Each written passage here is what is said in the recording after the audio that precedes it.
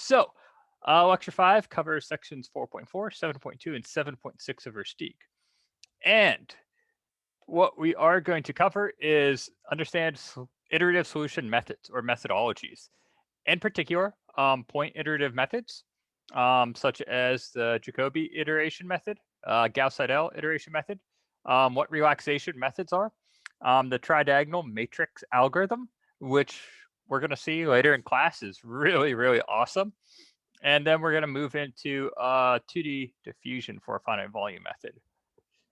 So we have a decent amount of stuff to cover tonight. Our slide count looks low, but we have 3 example scripts we're going to go through so you can see how these things are coded up. Now, let us reacquaint ourselves. Last Tuesday was a long time ago.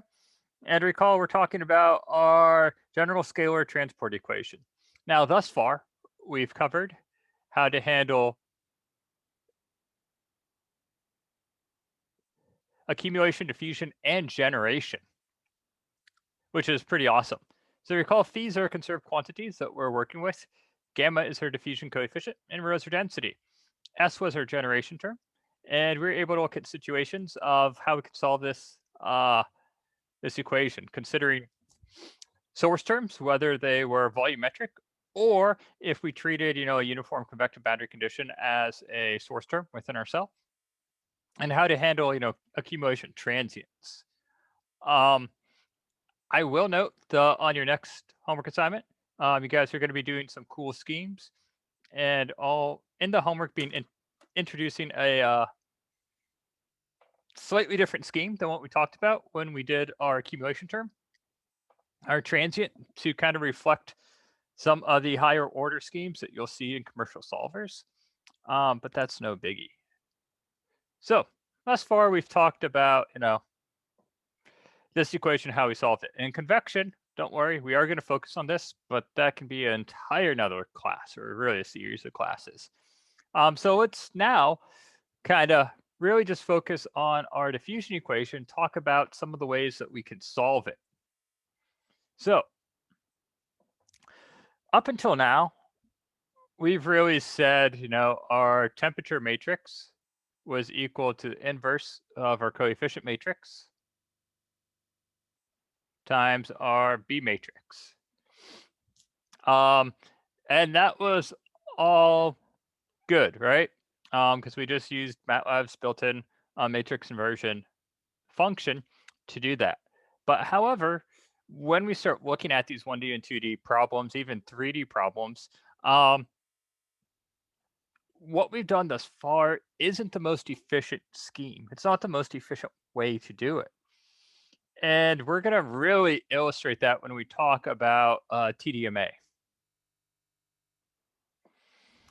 But there are other schemes that we can use. And what's really cool is, depending upon your problem and really, how your coefficient array is populated, sometimes some schemes are more applicable than others. Sometimes some schemes are quicker than others. Sometimes some schemes use less memory than others.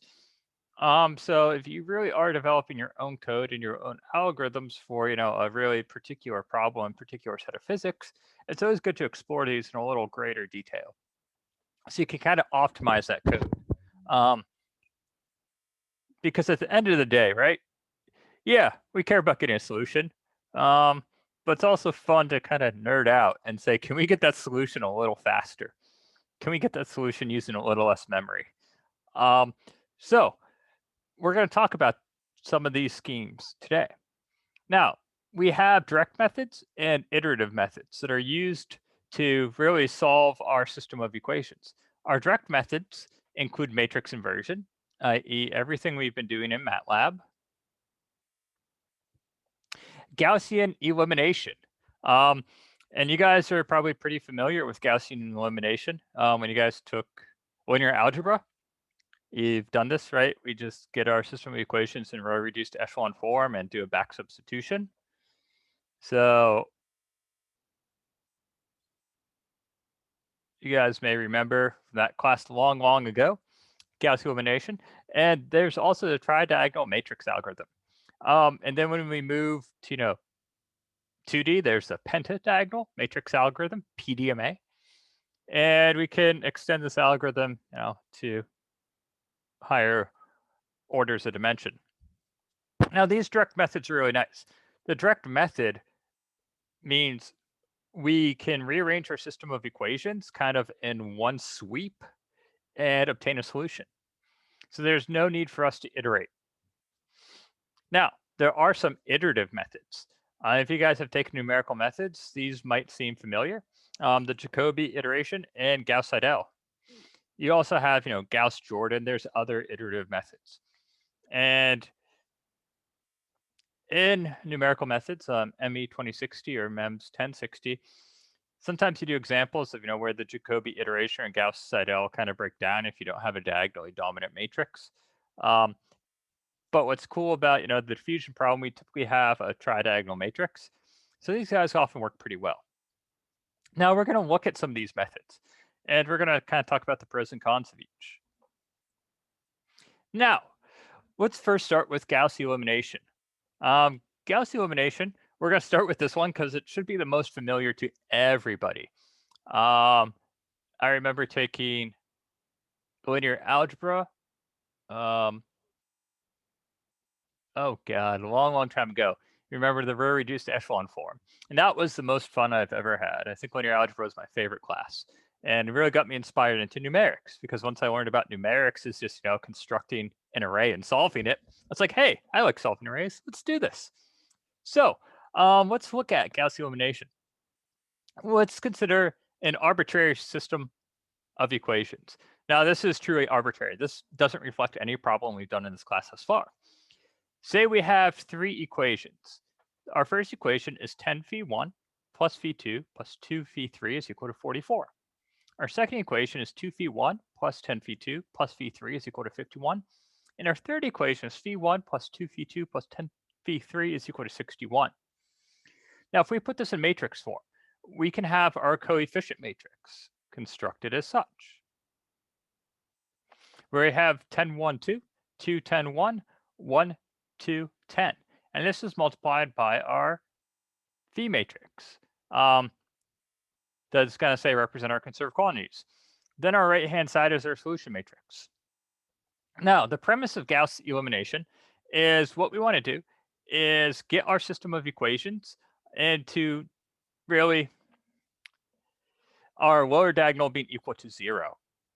And what this allows us to do by eliminating, hence the Gaussian elimination name, is by eliminating these coefficients here through a series of arithmetic operations, we can explicitly solve for phi3.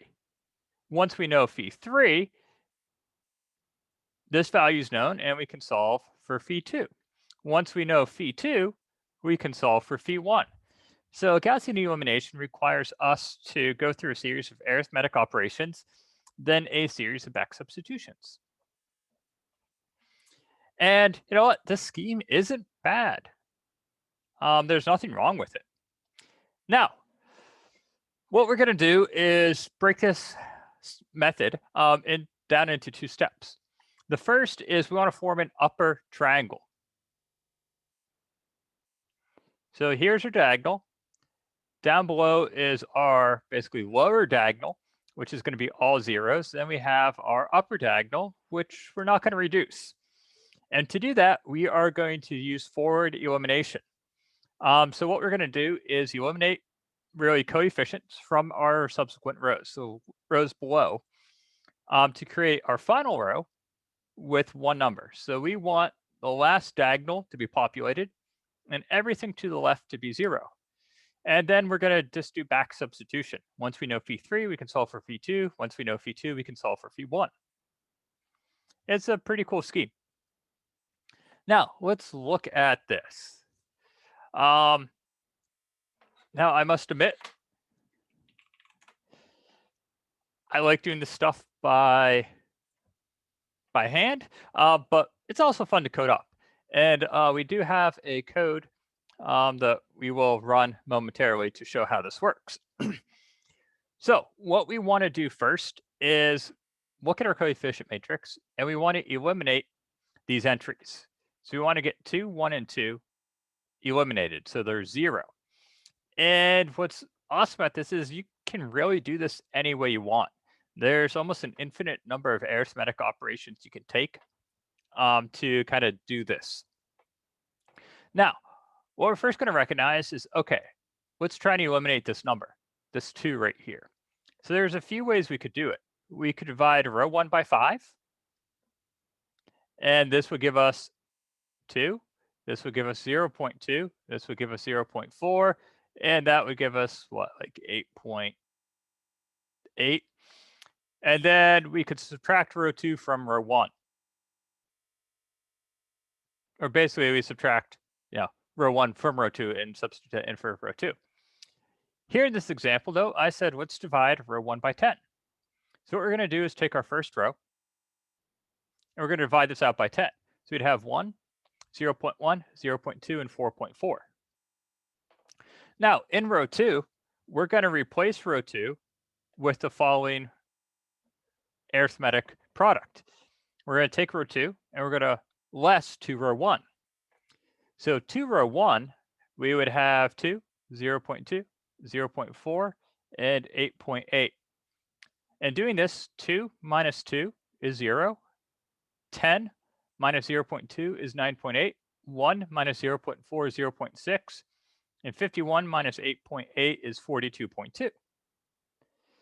So right now, we've got this entry of our array eliminated. Now all we have to do is focus on these 2. And we can do that relatively easily. We will replace row 3 with the quantity row 3 minus row 1. If we look here, row 3 minus row 1, we'd have 1 minus 1, which is 0, 2 minus 0.1, which is 1.9, 10 minus 2, which is 9.8, and 61 minus 4.4 is mental math here, 56.6. Rising intonation indicates question. Hey, after 10 years at Pitt, I can do mental math. So we'll substitute in that value for row 3. So right now we have 2 zeros. Awesome. Now I just got to get this guy, away. And there's a few ways to do this, right? We could multiply row 1 by the quantity 1.9.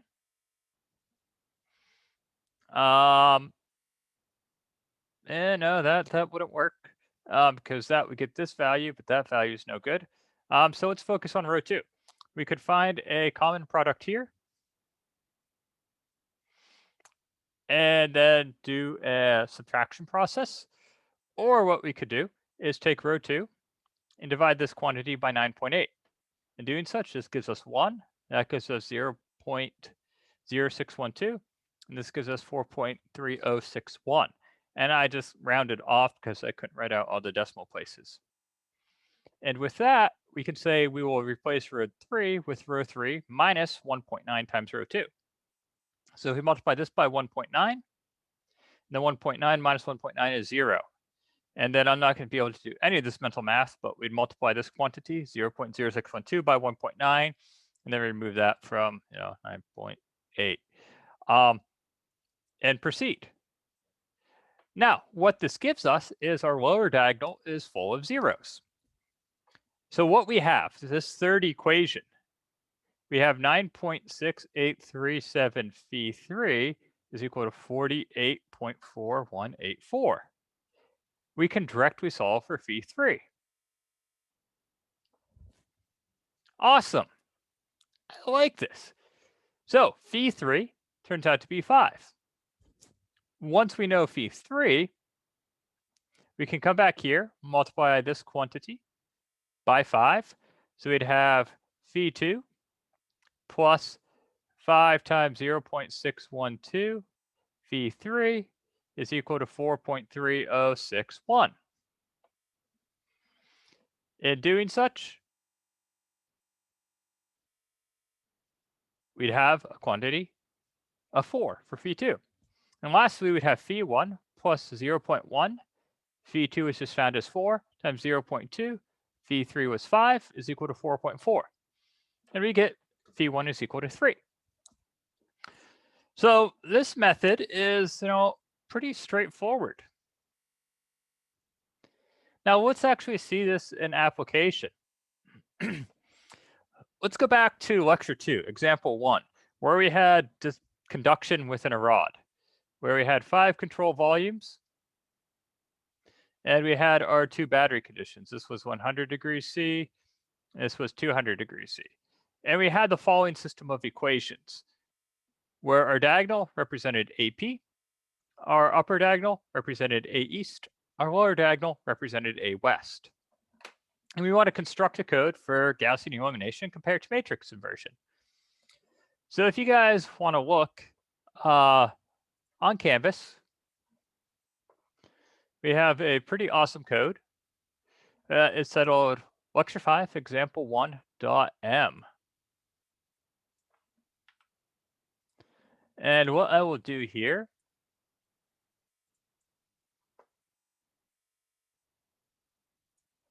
is bring this guy up. And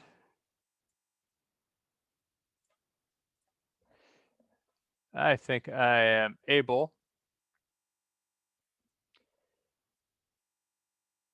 Ooh, I want to share my screen, but will that stop the recording? Oh, for all those viewers at home, I do apologize. Okay. So lecture 5, example 1. What we have here is our constant definitions from our previous script. We have our domain definition from our previous script. We're going to initialize our vectors and our arrays. We're going to define our boundary conditions. We're going to find our coefficients. We populate our coefficient matrix as such, and then we populate our solution matrix. Now, if you scroll down to line 70, this is where we have our Gaussian elimination set up. And what I did here is I defined matrix AB as really our coefficient matrix and our B matrix. So if we run the script currently, AB is going to have our coefficients and our solution matrix on the right-hand side. That is whatever, operation we've done, we're actually able to do it to the right-hand side. Now within here, I generated a really basic algorithm. And you guys might come up with a better algorithm for doing this. That really allowed us to get this triangular array set to 0. And what I can do is put in pause and pause here, and we can run our code and watch how our Gaussian elimination goes through. Oops.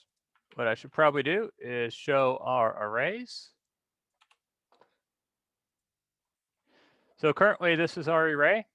And what our first operation did was eliminated this value of -5. Then the next operation we go through, we are slowly progressing towards the elimination of our variables of interest. This one got taken out after we did a few mathematical operators. This one got taken out after we did a few mathematical operators. This one got taken out after we did a few mathematical operators. So we created our lower triangular portion of our array. And this allowed us to solve for phi3 explicitly. Right here. We have our solution. And then it's a matter of back substitution.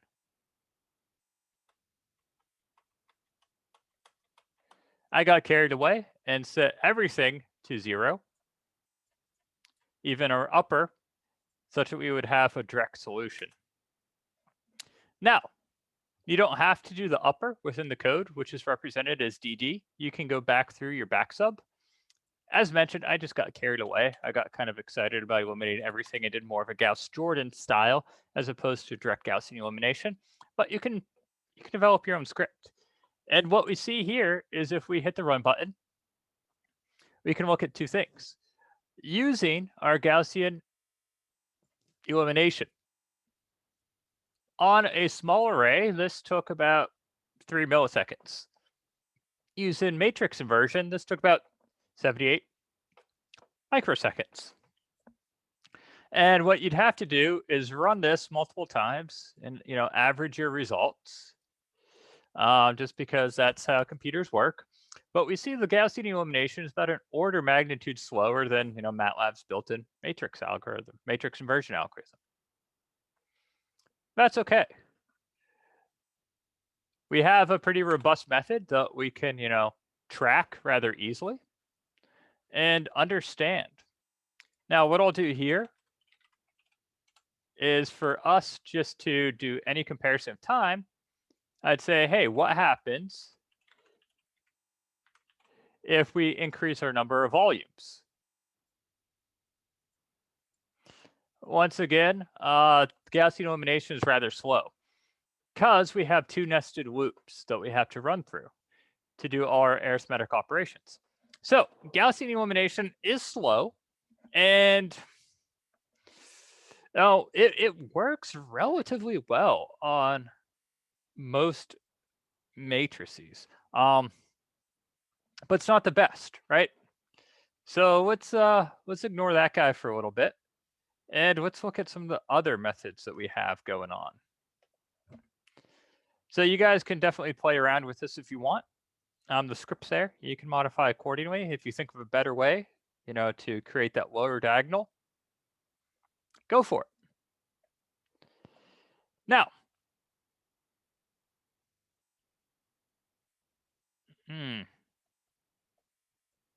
let me go back for a second. So we did Gaussian elimination. Let's check that guy off. Let's jump into an iterative method, such as Jacobi iteration. And I was serious when we said we're just going to look at this in no particular order. Now, iterative methods they do have a benefit, because sometimes Gaussian elimination doesn't go very well, just based upon those coefficients. Sometimes we can run into issues, and it's really dependent upon if our matrix is diagonally dominant, as well as we'd have to look at some of the eigenvalues and the determinant of that guy. So sometimes the way around it is an iterative method. But iterative methods, since we are going through a process of looping through our system of equations, and as you'll see, pulling values from different steps, there is a situation that we can get errors, where we can have some calculations that produce an error that carries through.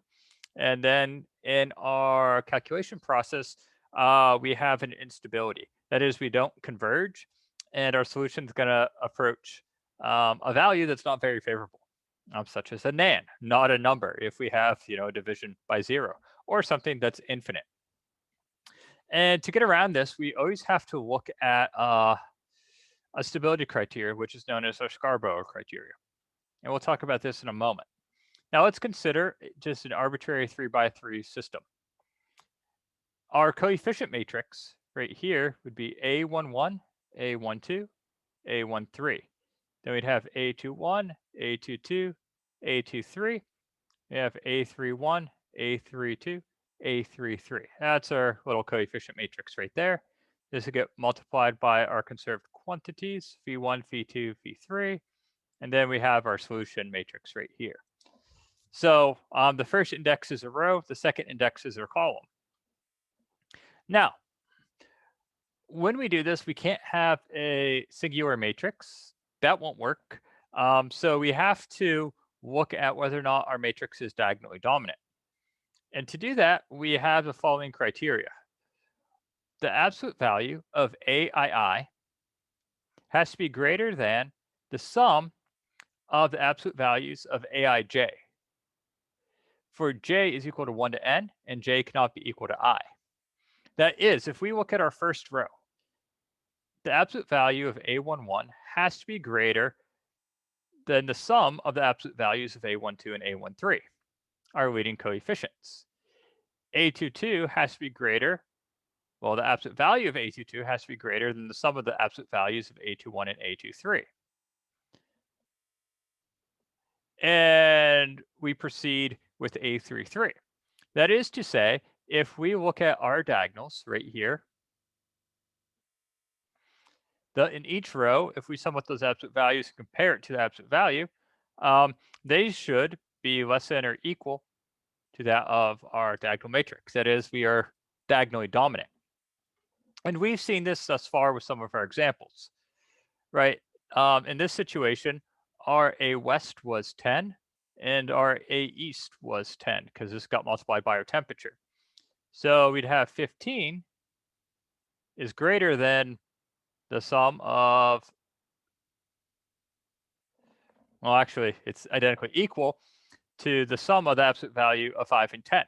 In this row, we'd add 5s and we'd have 10.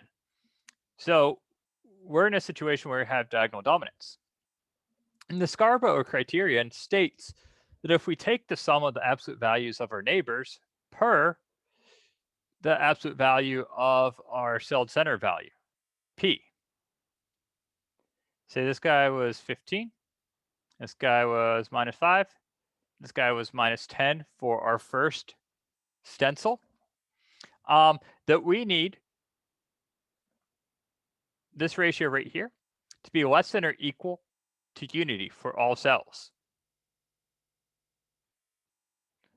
Or it has to be at least less than 1 for at least one cell within our system. Now, if we look back at this, we see in this situation, and we compare all this, we have this criteria.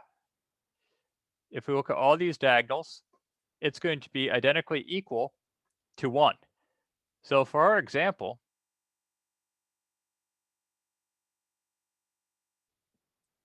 the sum of all our neighboring cells per AP is going to be identically 1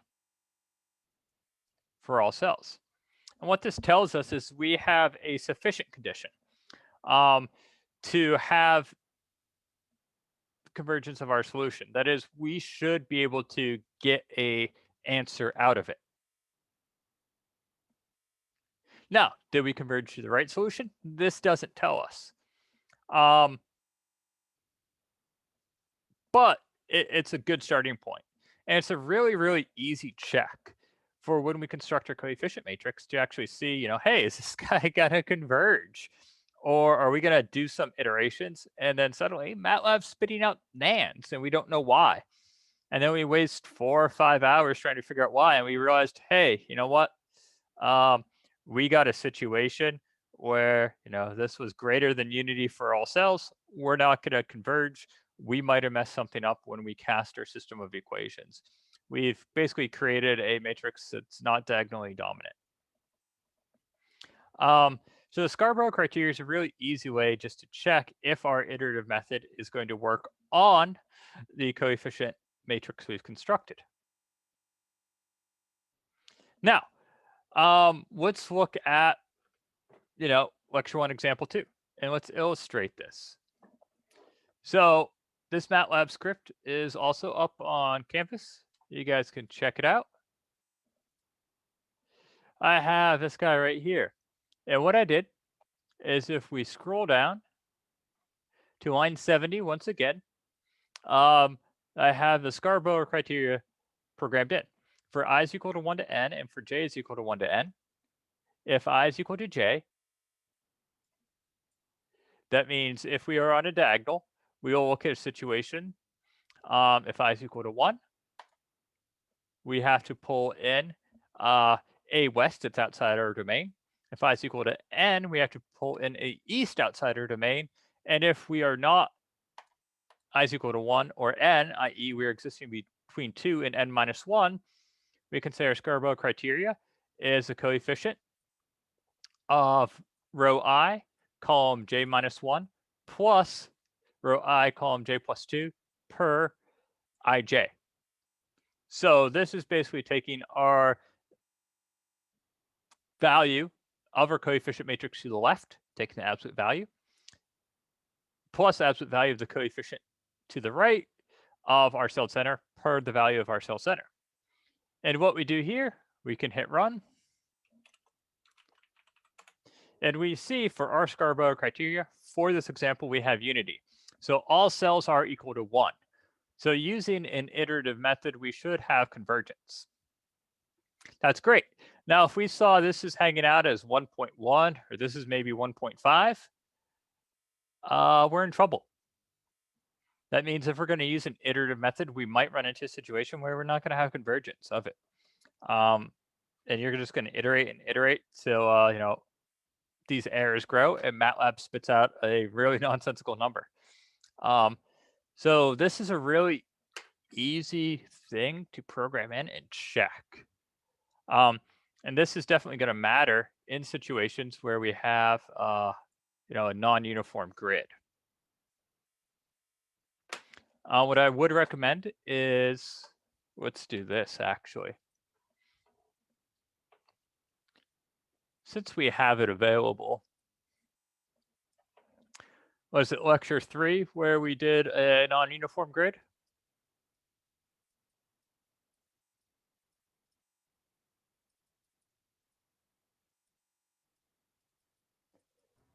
Yeah, I think so. It was 2 lectures ago. Okay, let's take a look at this guy. I'm really curious. Yeah, let's do this. Hey, look at that.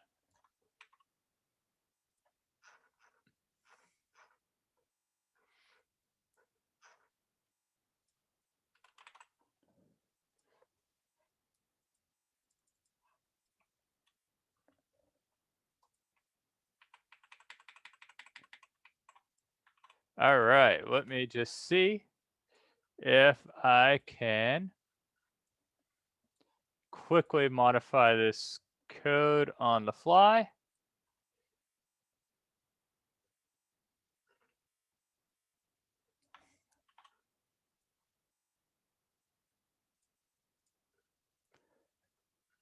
And we'll see if we can apply it.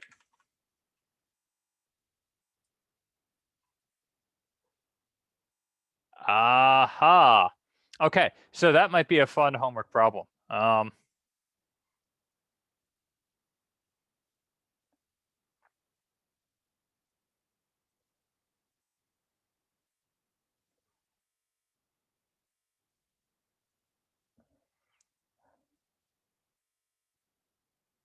So I can't do this on the fly because our dx is a function of our coefficients, are functions of our grid spacing, and it's going to require a little bit more coding that I probably have time to do on the fly. But this is really great to even apply for situations where you have a non-uniform grid. Just to check that, by the way that your grid's set up and how those coefficients change, that we're not breaking any of the rules we set forward. You know, that, you know, all our coefficients have to be positive, but we also have stability. So that's a really easy thing. You know, this 12 lines of code to drop in and make sure your code's going to converge. Now, with that out of the way, we can talk about some of our iteration methods. And the first one is the Jacobi iteration. This is pretty popular. It's actually not a bad method, and we often use this time for 2D and 3D finite volume systems. Now, we're going to apply this method by looking at a 3x3 system of equations. And what we're going to do here is we have A that is reflecting our coefficient matrix, or the values within our coefficient matrix. So you'd have A11, A12, A13, A21, A22, A23, A31, A32, A33. Our conserved quantity matrix, and then our solution matrix, B1, B2, B3. Now, what we're going to do is define the following. K is going to be our current iteration, and K plus 1 is going to be the calculation level, i.e. what's happening at the next iteration.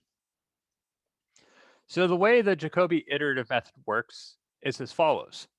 For our conserved quantity, phi of I at our calculation level, we are going to take 1 per A11 times the quantity B of I minus the sum of Aij phi j k. And this is at really our previous iteration.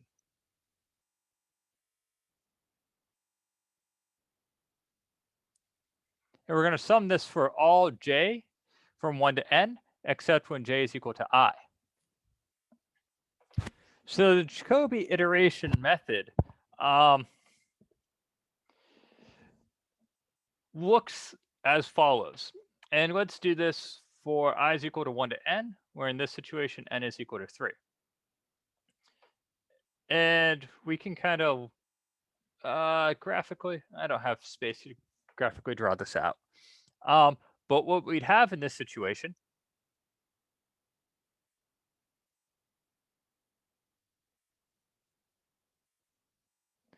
is phi 1 at our current iteration level would be equal to 1 per A11 times the quantity B1 minus A12 phi 2 to k minus A13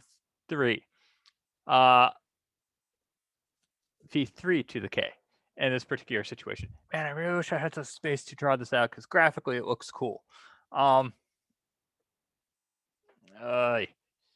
Note to self, make these slides better. Okay.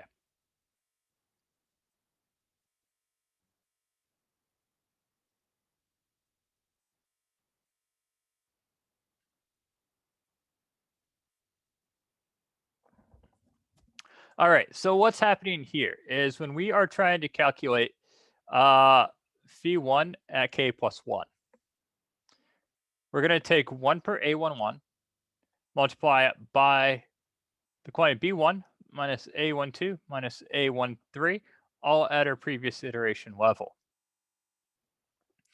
And what this does is it's pulling information from our previous iteration. You can think about this as almost like an explicit scheme. And I was going to try and draw a picture so we could visualize, this is kind of like an explicit solver because we're pulling information about our neighboring cells at our previous iteration level to populate our cell-centered value at our current iteration level. So if you think back to an explicit scheme where, we march forward in time and we were pulling information from the left and right of our previous iteration level, this is it.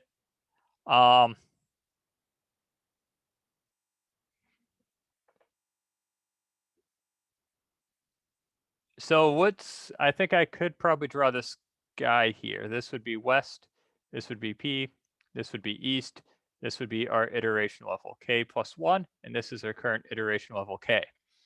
So if we're trying to calculate our conserved quantity, phi 2 at k plus 1, what we're going to do is we're going to take this coefficient, we're going to divide it out.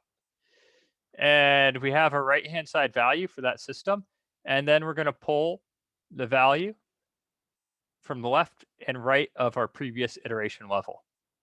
So we can think about this not explicit in the sense of a temporal explicit scheme, but explicit in as we march our solution through our domain. So really what we're doing is we're taking this coefficient, which would have A22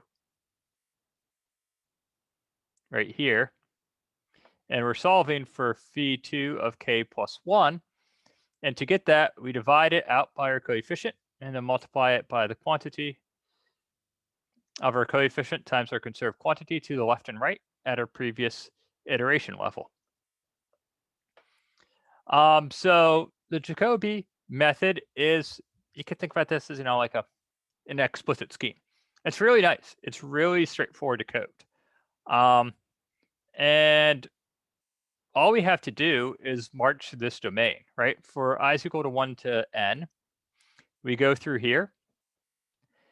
And then once we calculate all our phi at our next iteration levels, we set them you can set it phi of k, and then repopulate all your phi of k values. And then we come through and repeat, and repeat, and repeat until we reach convergence. Now, we can define convergence as two ways. We can define it in terms of absolute error, where we can take the maximum of the absolute value of phi of I of k plus 1 minus phi of I of k. So this is the absolute difference of each of our conserved quantities between our current and previous iteration levels. And we can set this less than or equal to epsilon. Or if you want relative error, we could take the maximum of the absolute value of phi of I k plus 1 minus phi I k per phi of I k. So we're going to divide it, this quantity, by the solution of our conserved quantity at the previous iteration level. Now notice here within our absolute values, as we're taking the max, because here we'd have three residuals. Our residual matrix really is going to be spatially dependent.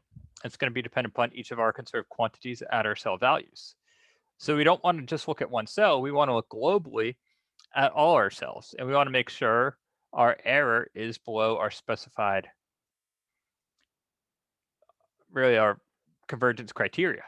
And you can set epsilon to whatever you'd like. In this situation, you could set 1 e to minus 5, which is okay. You could go 1 e to minus 10, which isn't bad. Your machine precision is going to go down to about 1 e to minus MATLAB. Oftentimes you can get it down to 1 e to minus 15. Machine precision bottoms out 1 e minus 16. So you don't want to go much higher. And the higher your convergence criteria, the more iterations it's going to take to reach. Now, in this situation, when we define our error as such, what you're actually able to do is look and see which phi are converging. And oftentimes, if you are having issues with convergence, there might just be one phi value that's not hitting a low enough criteria. And then you can begin to investigate why. But the Jacobi iteration method it's pretty straightforward. It's a nice little equation, nice little scheme that's used to solve our system of equations.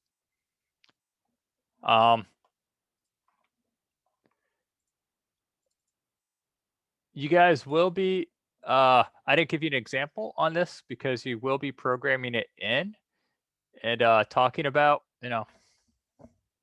which methods work better for some of the problems we have. But really all you have to do is follow this equation. Now, consideration has to be made, right? When we're looking at our system of equations, typically, if it's a 3x3, these guys are 0, right? But you do have basically an A10 hanging out here to the left-hand side. So you just have to be careful about your domain, because this is your diagonal. Then you basically have an A34 that's multiplied by your boundary condition here. So you just have to be careful about the implementation of this when you are at your boundaries, but it's relatively straightforward. Now, we talked about convergence, right? This would be an iterative scheme, such that you'd have to redefine your conserved quantities based upon your newly calculated quantities after you move through your domain. You could also track the residual of your solution. And residual is a very common term that you guys might have heard about or seen. If you use any commercial solver or even open source solver, plots a residual. And a residual is defined as such. If we look at our system of equations, recall we have A11, A12, A13. This gets multiplied by phi1, phi2, phi3, and this is going to be equal to B1. So as we're going through and solving this, right, our coefficients A11, A12, and A13 are specified. They are invariant. It's phi1, phi2, and phi3 that are changing as we move through our calculation. So phi1, phi2, and phi3 change. Now, what this equation right here tells us is A11 phi1 plus A12 phi2 plus A1 phi3 is equal to B1. So based upon the coefficients that are defined, based upon our geometry, our discretization, we are solving for the values of phi1, phi2, and phi3 that satisfy this equation. Now, the thing with numerics is, now a computer can only store a finite set of decimals. It can't store an infinite number of decimals because that would take infinite memory. So oftentimes, we have to track how close the left-hand side matches the right-hand side of our equation. And to do that, all we do is subtract b. So we define our residual r at our current iteration level is a11 phi1 to the k plus a12 phi2 to the k plus a13 phi3 to the k minus b1 to the k. And what we want to do is track this value. So as phi approaches that of our solution, our residual should tend to 0. Now, you guys have all seen residual plots before. Assuming you're taking this class because you all used some commercial solver at one point in your life, you thought, hey, this is cool. I want to learn a little more about it. So what you have here is your residual. And then what you have here is your iteration. So on your y-axis, you have residual.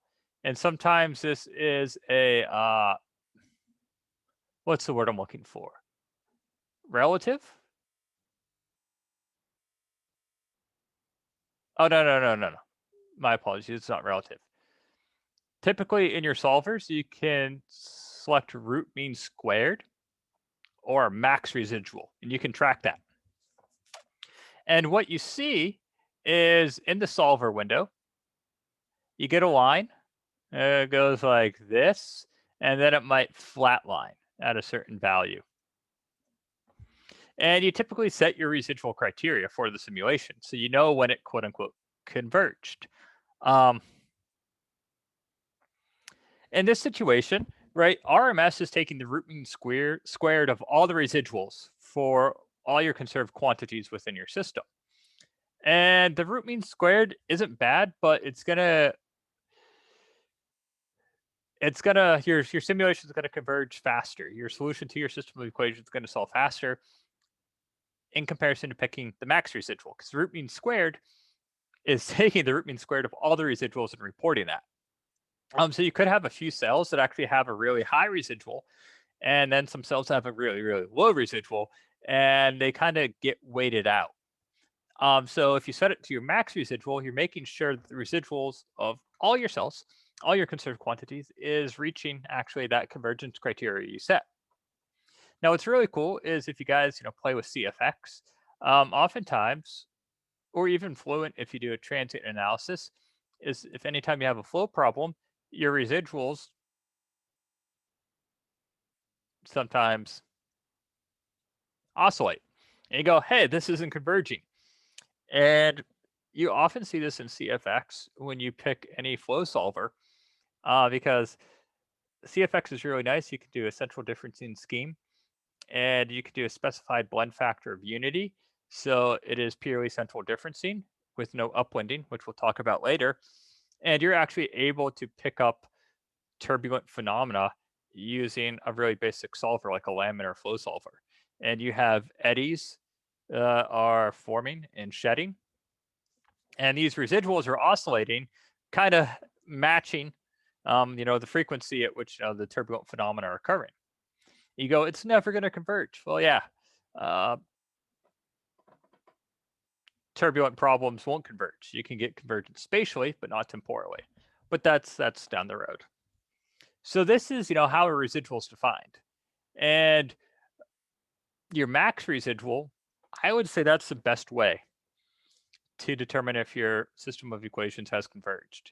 You can do a relative residual. Root mean squared, not the best. So that's a really easy way to track, if your Jacobi iterative method has converged. You can look at your residual, and hopefully you see your residuals decreasing with iteration. And with the Jacobi iterative method, you should kind of tend straight down.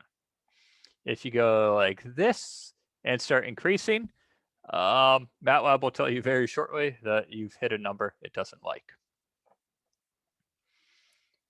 So I won't go into greater depth with the Jacobi iterative method than laying out the equation and really talking about how it resembles an explicit scheme, because you guys will be playing around with this a little bit in your homework. But before we get into the Gauss-Seidel method, I think we should take a little bit of a break. We've been going for almost an hour now. So I don't know, I doubt we're going to get to the 2D finite volume today. So I don't know, take 10 minutes, stretch your legs, get something to drink, use the restroom, and then we will jump into the Gauss-Seidel, relaxation factors, and then Tdma.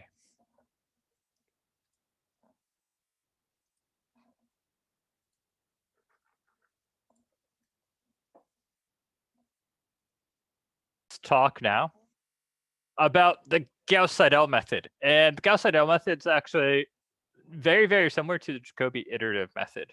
And that you guys can really think about the Jacobi iterative method here is, you could rearrange this rather easily, right? And hopefully you guys see this, but I'll just make it really explicit at the moment. Let me just erase all this just so you can see it. I'm a very visual learner, and anytime someone's like talking about equation or something, I always have to write it out, get it on paper, manipulate it algebraically. Basically, what we have here is a11 phi of 1 at k plus 1 plus a12 phi of 2 of k plus a13 phi 3 of k is equal to b1, right? So what we're doing is just solving for this guy by manipulating our first equation. So we kick all this on over, and we divide that on out, and that allows us to solve for phi of 1. And then as we move through, right, that's why I didn't go into too much detail with the Jacobi iterative method, because it was just us manipulating our algebraic equation. Then when you get here, right, you're solving for phi of 2, so you're dividing a22. And let me just write this one out for completeness, just so you guys can see what's going on. I typically try not to do hand wavy stuff, but I assume you guys are good at algebra. So we'd have a21 phi of 1 of k plus a22 phi of 2 of k plus 1 plus a23 phi of 3 of k is equal to b2. So now we're solving for this, the next phi in our sequence, because we started with phi 1, we're going to move to phi 2. So what do? We kick these two values over, we divide by a22. That's just how the equation was constructed. Now the Gauss-Seidel is very, very similar. But what we see in the Gauss-Seidel method is a slight change. And you can think of kind of like the Gauss-Seidel, if you like to do analogies, kind of like the Craig-Nicholson, right? Remember, Craig-Nicholson was a mix of the implicit and explicit. Now, what we do here is as soon as we get phi of 1 of k, right? Because let's look at our original equation. A11 phi 1 of k plus 1 plus a12 phi of 2 of k plus a13 phi 3 of k is equal to b1, right? So we have b1, we minus a12 phi of 2k minus a1 phi 3 phi of k divided by a11. Now, when we move in our domain, and note how we're rastering through our domain, right? We're going to start for our first control volume, then we're going to move to our second control volume. We're going to solve for phi of 2 of k plus 1. We would assume, right, we'd have a21 phi of 1 of k plus a22 phi of 2 of k plus 1 plus a23 phi of 3 of k is equal to b2, right? So we would have b2 minus a21 phi of 1 of k minus a23 phi 3 of k, And then this whole quantity is divided by A22. But what we do is we go, hey, we're no dummy. We just solved for phi of 1 at k plus 1. So let's use this in the next calculation, right? Why not? We already obtained that solution, so let's do it. And that was, the Gauss-Seidel method. Someone just realized, oh, now that Jacobi guy, he had that number. Why don't we use it? And then when we get to our next equation, when we're solving for phi 3, we go, okay, we have phi 1 of k plus 1, and we have phi 2 of k plus 1. So let's put those in our equation. And the benefit of the Gauss-Seidel method is oftentimes you get faster convergence. So this will converge faster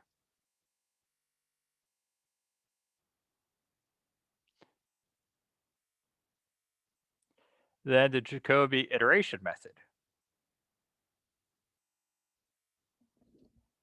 which is a pro and con.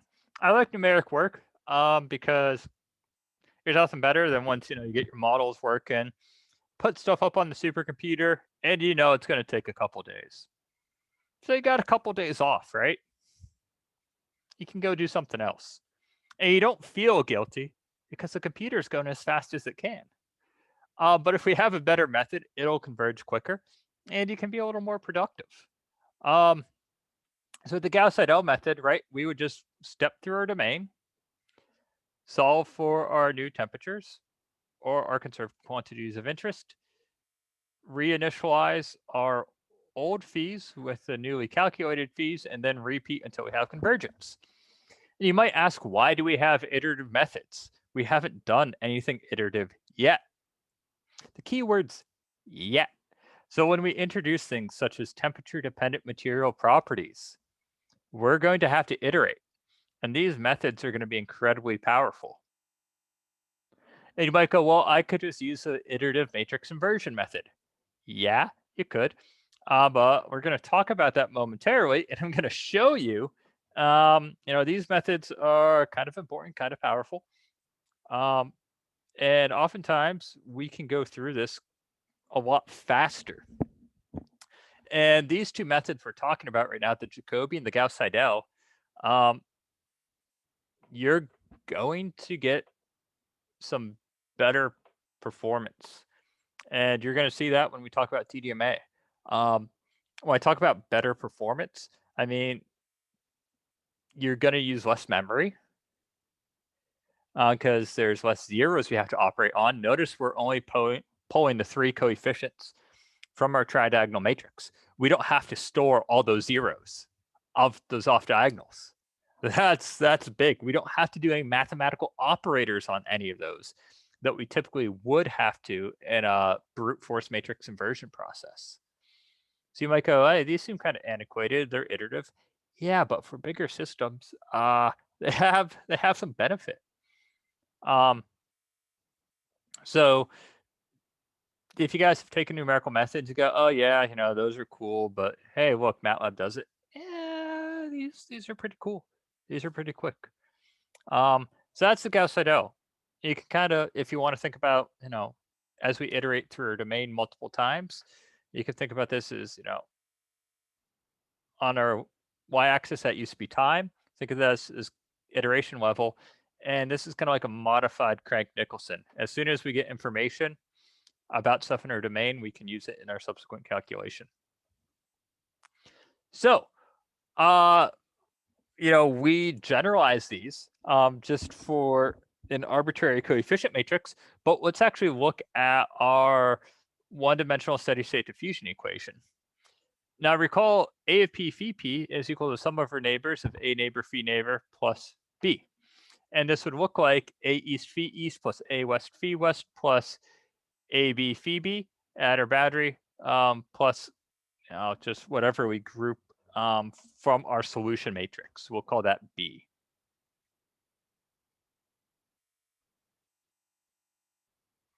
So the Jacobi method looks as follows.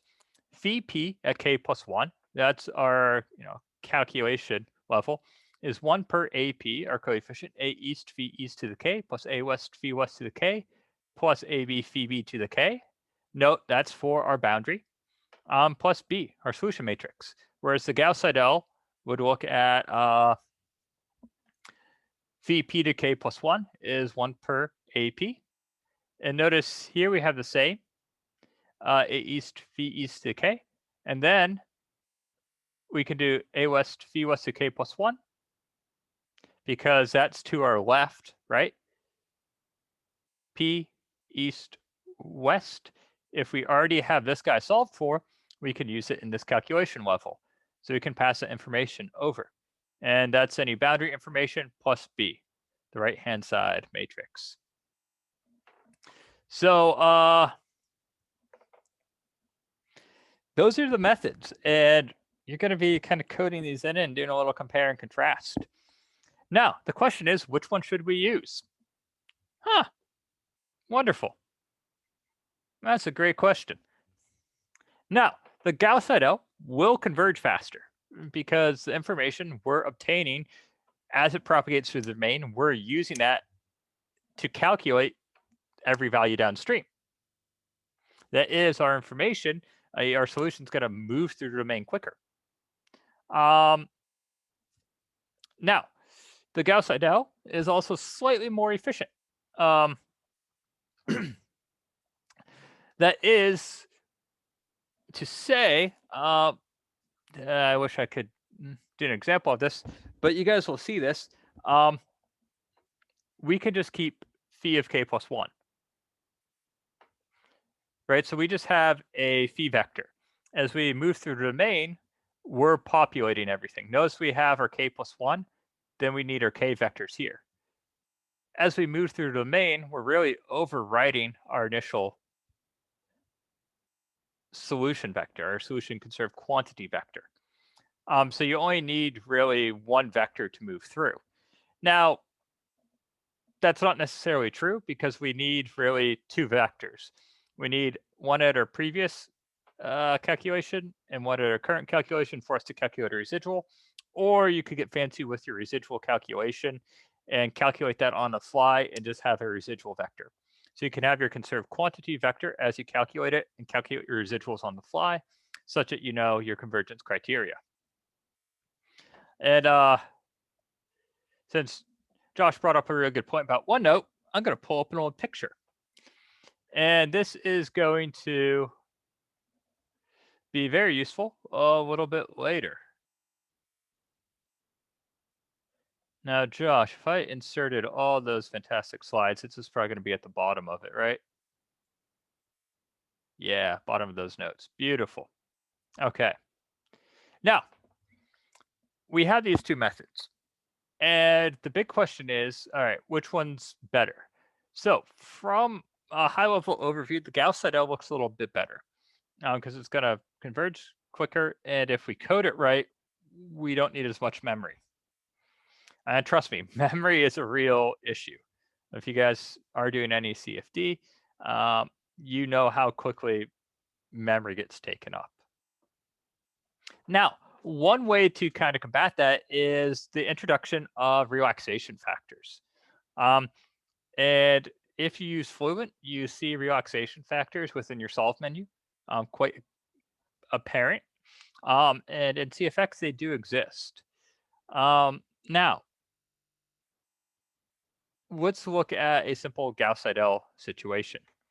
So if we are solving for our conserved quantities on the interior of our domain, i.e. we're going to solve for our conserved quantity phi of p on the inside of our domain, we can pull the value from the left. We're going to pull the value from the right from our previous iteration and do our calculation. Now, if we rearrange this, what we can have is we can have phi of p of k plus 1. And this would be equal to phi of p of k from our previous iteration plus 1 per AP, phi a west, phi west k plus 1 plus a east, phi east at k plus b minus AP phi bk. And in doing this, if we multiply this leading coefficient through, that would cancel out and we would get rid of our value. So really our net contribution is 0. And what this is phi of p of k is our solution of a conserved quantity at our previous iteration level.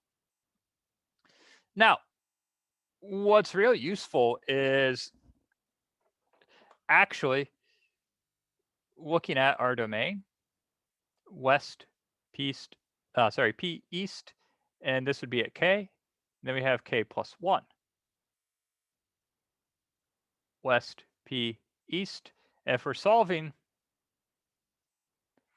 at k plus 1, we're going to pull the value at our current iteration level, that value at our previous iteration level, and we can pull our phi of p at our previous iteration level as well. And there's a reason for this, because it adds a little bit of stability to our solution. Sometimes if we have this information propagating very, very quickly through our system, we can have situations of instability. So by pulling phi of p at our previous iteration level, we're adding a little bit of stability, though we don't have too much of an overshoot of our solution. And what we can define here is a relaxation parameter omega. And we can say phi of p at k plus 1 is equal to phi of p at k plus omega times delta vp. So in doing this, we'll make the substitution. And what we have is phi of p at k plus 1, our current iteration level, is equal to phi of p at k, that of our previous solution, times omega per a of p. And this omega is acting as a weight. So you'd have a west, phi west at k plus 1, that's our current iteration level, plus a east, phi east at k, that was at our previous iteration level, plus b, our solution matrix, minus ap vp of k. A little bit of that information right on down there from our previous iteration level. And what we see here is if omega is equal to unity, what happens? That term goes away. And we are left with an explicit Gauss-Seidel method. Now, what's cool is we can really pick any value of omega we want. And what we can do here is look at some situations. Although we have an infinite number of omega we can choose for our relaxation factors, there's typically a range of reasonable values. So if omega is equal to unity, we have a purely Gauss-Seidel method. If omega is greater than unity, we have successive over-relaxation. And let's look at this. If omega is greater than unity, what we have here is, let's put this guy, say maybe like 1.5, right? So this quantity less 1.5 of that quantity, what we're going to have here is, man, I wish I had some numbers I could throw in here. This guy is providing somewhat of a heavy influence on our solution. If it's less than unity, and it's negative in that sense. If this guy is less than unity, say 0.5, this is going to dominate. So we're taking more of our previous solution. So if it's greater than unity, say this is 1.5, we're putting a heavy weight on what we just calculated, a heavy weight of a east of our previous situation, and we're really diminishing the weight of phi of p at our previous calculation level. If it's less than unity, we're putting less weight on what we're calculating at our current iteration level to our left. We're putting less weight on pulling a east at our previous iteration level. And we are putting more weight on phi of p from our previous iteration level. Now, if omega is less than unity, we call this as an under relaxation situation. And here's the thing. There is no golden rule that says, okay, set omega equal to this. Yeah, you can go on any CFD forum, say CFD online, and people talk about different problems they're setting up, and they'll have different recommendations for your relaxation factors. But it's really unique to your problem, and it's something you have to sort out on your own. Now, what this looks like is, I'm going to zoom in here so I don't have to redraw it.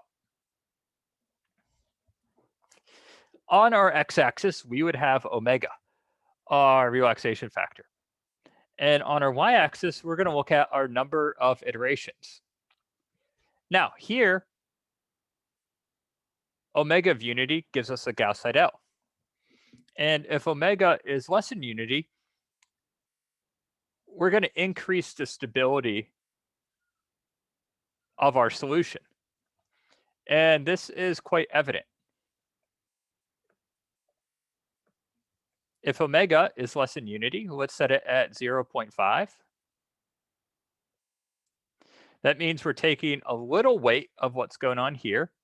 We're taking a little weight from there, and we're taking a lot of weight from our previous iteration level of phi of p. That means we're not going to allow that information to propagate through our domain very, very quickly. So with a value of less than unity, we begin to increase the stability of our solution. That, yeah, we will converge. We feel really confident that it will converge without MATLAB going a little crazy and then suddenly throwing out some nands or infinite. I think MATLAB can go up to a value of e to the 382, and then it breaks. But in this situation, the more we are less than unity, the greater number of iterations we need for our solution to converge. It's going to take longer to run. So it's a trade-off. Do you want something that's really, really stable, but it's slow? You go, my homework's due in 5 minutes. I need this to go faster. And you think, let me just increase omega. So if we move to the right, what you're going to see is we are going to reach convergence quicker. We're going to need fewer and fewer iterations till we reach convergence. You go, this is brilliant. Let me just keep increasing omega. Ooh, that's not a good thing, because what's going to happen is now that information's propagating too quickly through your domain. And now, once again, you're going to have an uptick on the number of iterations you need for convergence. And that's not good. So for most problems, there is a set omega you want to pick. And really, if you guys are doing a large parametric study and you have hundreds of models to run, would be a really prudent thing to do is figure out the optimum relaxation factor. It's typically between 1 and 2. And you would do a few trials, set 1, 1.1, 1.2, 1.3, 1.4, right? And you can track how many iterations it took for you to reach convergence, because the solver tells you. And what you're going to see is, all right, it might be 1.4, then afterwards, the number of iterations it takes for you to reach convergence increases. You go, okay, I found a pretty optimal omega for my problem, and then you can run with that. Now, this is really important because, any software you get, they have a default relaxation factor. Fluent, I think energy and momentum are like 0.5, pressure might be 0.7. It's just default values. And you can play with those arbitrarily and see what happens. But without knowing what it means, what it understands, you can get into situations where your model doesn't converge, or it takes a really, really long time to converge. So, this trend, that's unity, that's 2. You have stability going this way. And then you have, faster rate of convergence going this way. It's up for you to decide. But, if you're doing kind of one-off CFD simulations, I don't think it matters too much. Running the default values, you'll be okay. Now,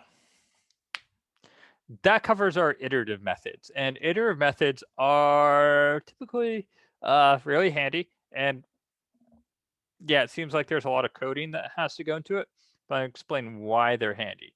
And they're handy because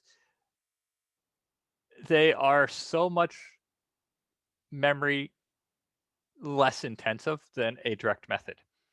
So you say, all right, why would I do any of this if I can just invert my coefficient in MATLAB and call it a day? And I'm not going to argue with you.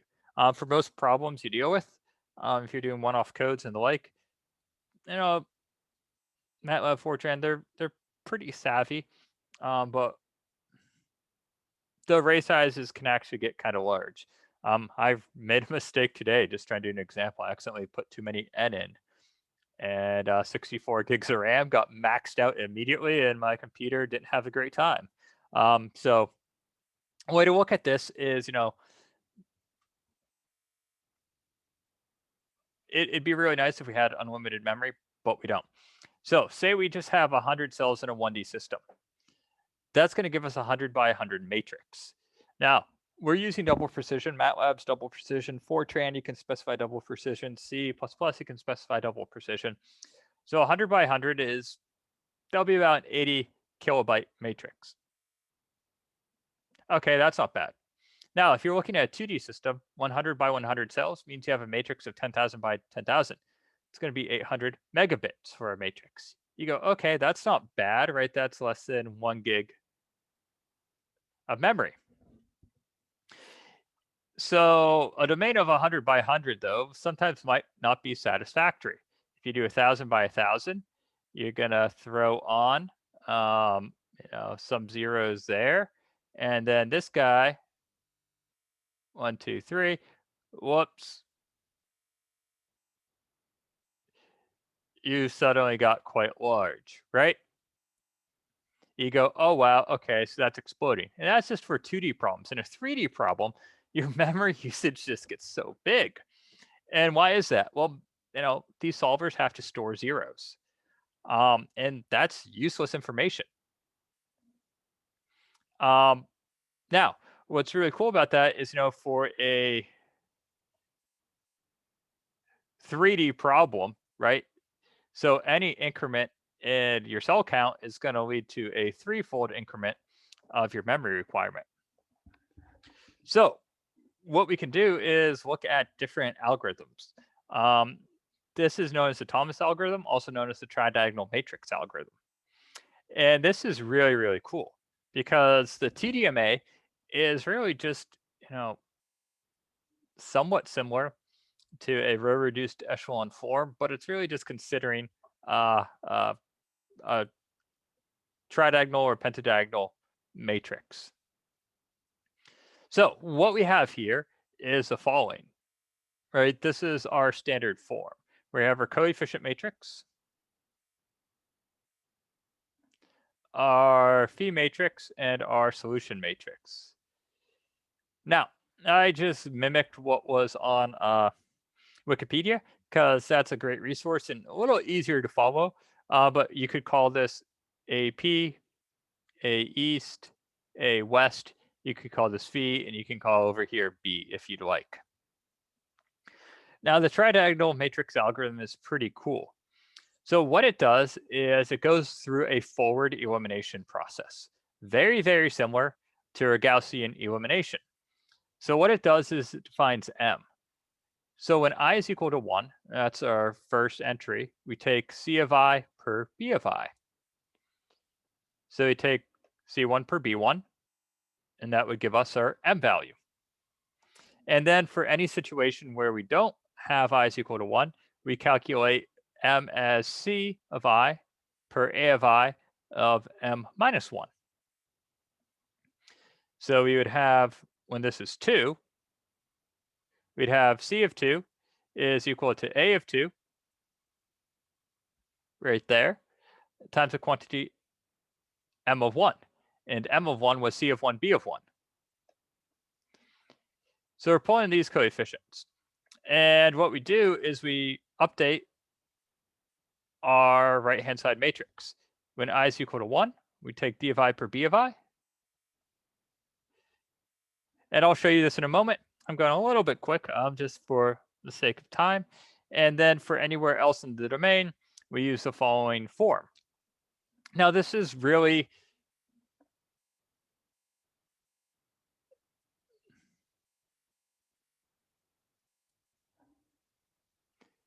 a robust Gaussian elimination scheme. That's all it is.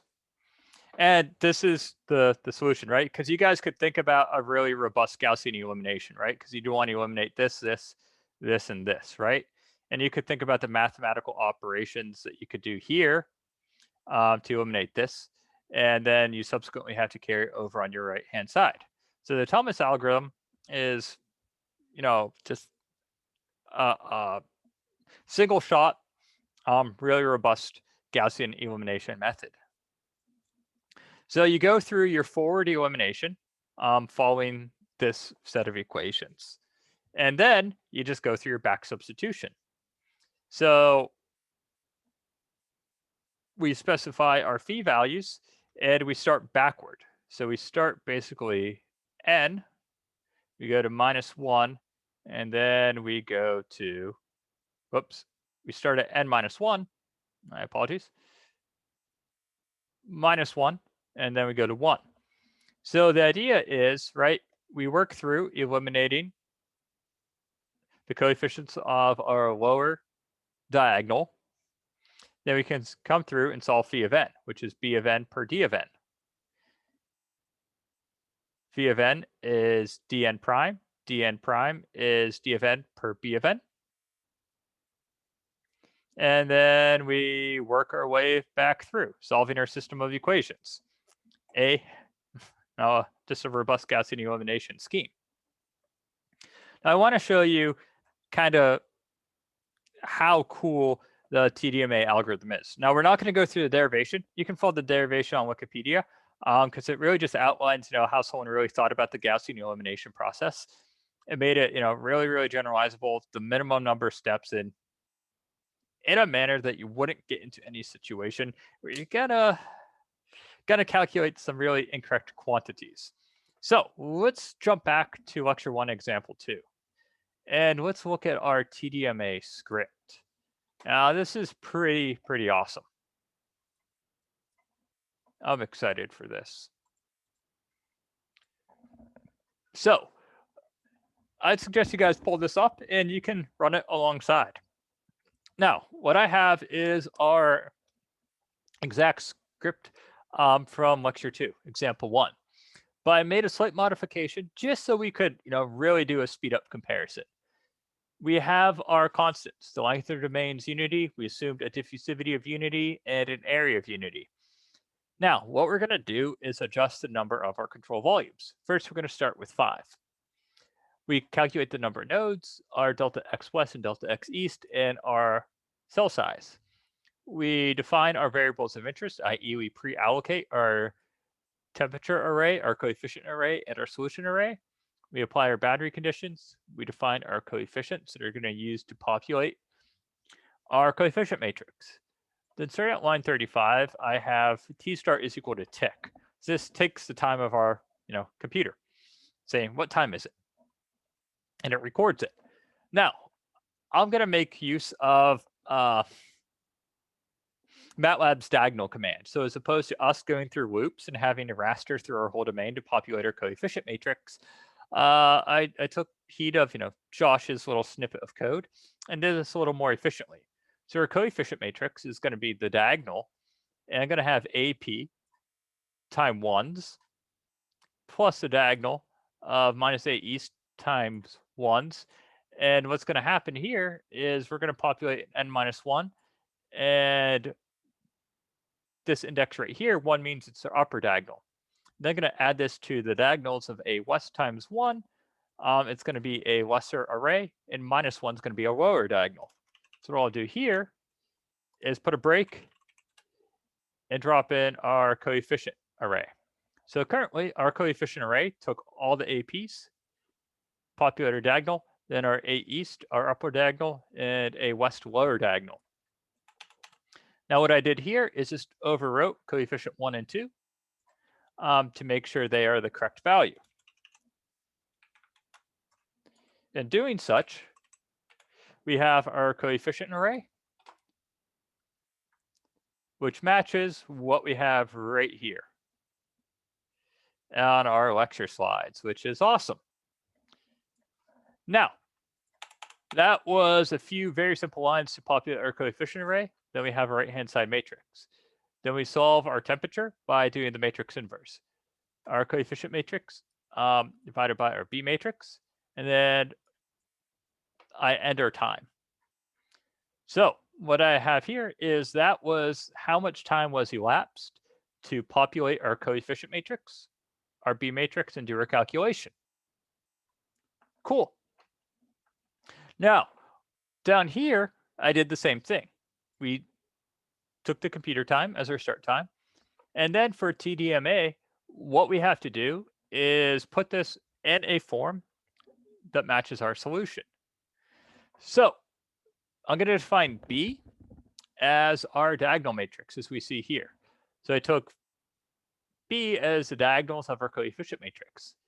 A is going to be our lower diagonal, and C is going to be our upper diagonal to match what we have described as follows. Now, D is going to be our solution matrix on the right-hand side. So I initialized that as 0, and then I populated our first and last entry, just as we did our B matrix above. Now, what we have to do is initialize just our vectors for our variables. So we have M is going to be a 0 matrix of n by 1, and then D prime is also going to be a 0 of n by 1. Now, here are off diagonals. So our upper diagonal, we notice our upper and lower diagonals have a length of n minus 1. But for this to work, we need to have the same length vectors. So there is, C of n, we're going to set that to 0, and A of 1 is going to be set as 0. So we just augment our arrays such that our upper and lower diagonals, C and A, have the same length as M. Now, based upon the algorithm, we need to initialize M of 1. M of 1 is C of 1 per B of 1, and D prime of 1 is D1 per B1 that we have set as follows there. Now, for the array, and our array is valid between I is equal to 2 to n, we can calculate M and D prime. M is just C of I, actually M of I is C of I per the quantity B of I minus A of I times M of I plus minus 1. Notice how we need M of 1 initialized. And then D of prime is equal to D of I minus A of I times D prime of I minus 1 per the quantity B of I, A of I, M of I minus 1.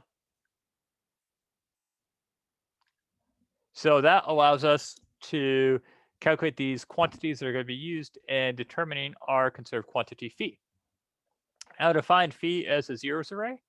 And what we see here, based upon the tridiagonal matrix algorithm, is when I is equal to n, the end of it, phi of n is equal to d prime of n. So we have d prime of n hanging out right here. And then we're going to go from I is equal to n minus 1 backwards, minus 1 to 1. We're going to calculate phi of I as is d prime minus m phi of I plus 1. So the derivation of this is up on Wikipedia. I'm not going to go through it. It's cool.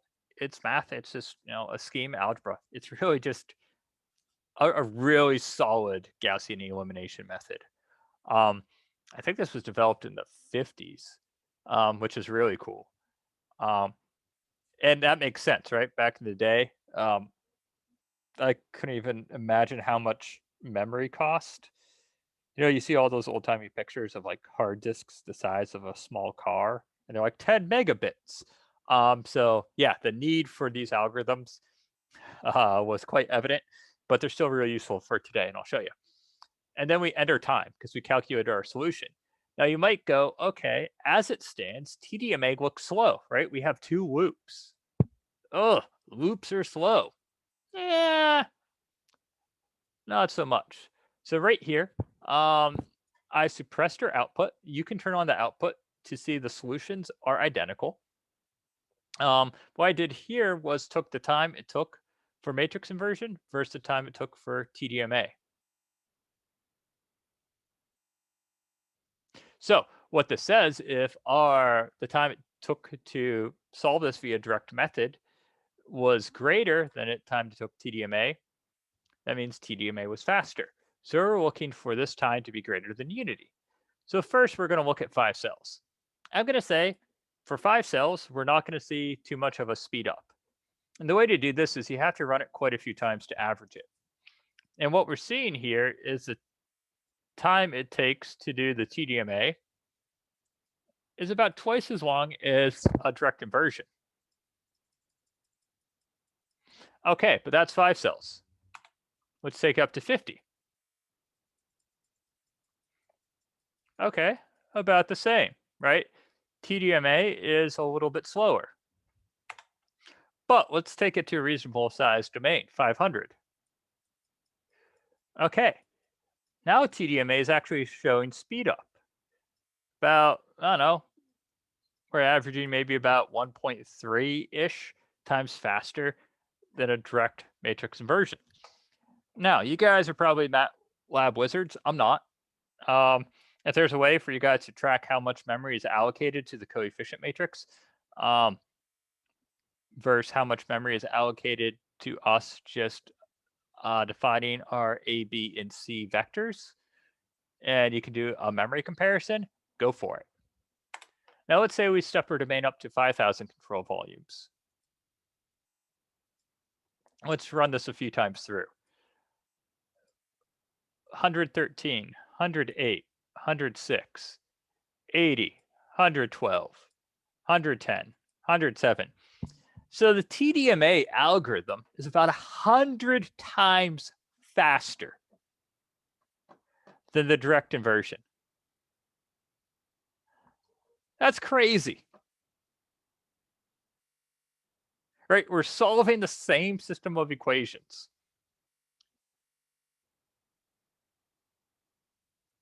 We're getting the same result. We just don't have to operate on all those zeros that are needlessly stored. Now, here's the thing. That's really great for problems that follow this tridiagonal. But in 2D, we're going to see we can use the pentadiagonal matrix algorithm to solve 2D problems. So, a 3D array to store all this information is going to be quite memory intensive. And I think the error I made earlier is I put this to 50,000. And I would not suggest that if you're doing this at home.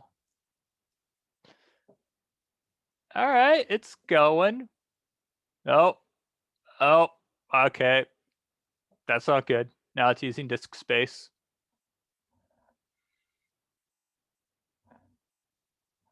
I broke it. Don't do 50,000. But yeah, you can see, right? You can do a little testing. So these types of algorithms, iterative, and this really isn't even an iterative scheme, right? It's kind of like it's a direct solution because we're doing our Gaussian elimination in a manner of speaking, and then we're coming back through back substitution. And next week, I think will be a great time for us to do our finite volume in 2D and the pentadiagonal matrix algorithm. But we see, it's powerful. I actually want to see if this solves.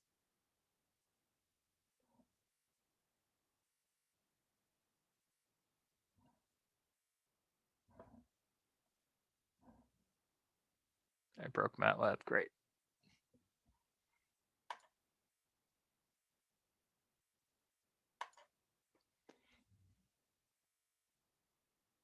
It's going, it's doing its thing. One day it'll do its thing. I mean, that's going to be a big array, right? 50,000 times 50,000. 25 times 10 to the 8th entries. Rather beefy. So hopefully you guys begin to kind of see, when you guys are building models, making meshes, how kind of, computationally cover some of this can be. But also, when you are using commercial software, a lot of that money is spent on trying to optimize the solution, minimize the memory overhead, and the like. I'll let you know if this ever stops. I don't think it will.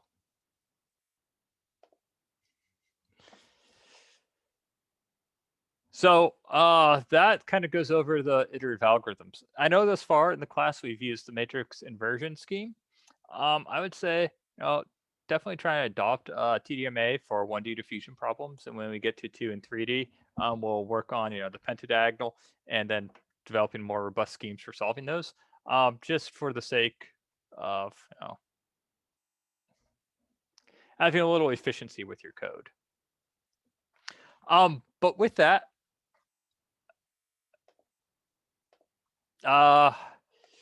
you have that script you guys can play with. You can look at the coding of the algorithm and how we define things in accordance with the Tdma scheme. And what I'd like to do is then, I guess we can end for tonight because that'd be probably a good stopping point. Us getting into the TD finite volume equation and going through the derivation might be a bit much, might be a bit rushed, as you guys can see through the slides and the mathematics. There's a lot of terms we have to describe. We have to see how we handle a variety of boundary conditions, especially in a situation where we have boundary conditions on two sides, and all that fun stuff associated with it. And then, actually how we solve that system of equations. So I'd say let's save that for next week. I don't think you guys are going to have any qualms. But before we do that, I just kind of want to get a show of hands of how you guys are